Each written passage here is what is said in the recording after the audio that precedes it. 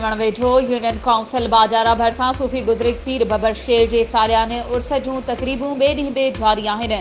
उर्स मुबारक जी तक़रीबुनि में हर साल जीअं हिन साल बि चेयरमैन यूनियन काउंसिल बाजारा वकास तारिक बाजारी शिरकत कई। चेयरमैन यूनियन काउंसिल बाजारा वकास तारिक बाजारी बाजारा पहुची पीर बबर शेर जी मज़ार ते हाज़िरी भरे फातिहा पढ़ी ख़ुसूसी दुआ घुरी।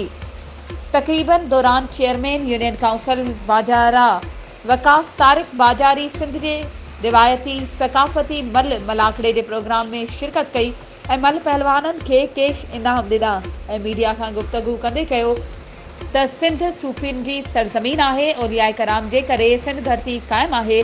मुंहिंजे ख़ानदान जो यूनियन काउंसिल बाजारे जे हर प्रोग्राम में शिरकत ऐं भरपूर ताबुन रहियो आहे। मां गुज़िरियल साल बि पीर बबर शेर जे उर्स मुबारक जी तक़रीबुनि में शिरकत कई हुई। औलियाए कराम जे आस्थाननि ते पहुची दिलि खे सुकून मिलंदो आहे। दुआ आहे त अल्लाह साईं असांजे मुल्क पाकिस्तान ते पंहिंजो करम फरमाए, पाकिस्तान खे खुशहाल बणाए। वधीक ख़बरुनि ऐं अपडेट्स जे लाइ असांजे चैनल खे सब्सक्राइब कयो ऐं हा बेल आइकन खे प्रेस करणु न विसारिजो त जीअं असांजी हर नई अचण वारी वीडियो तव्हां ताईं पहुची सघे।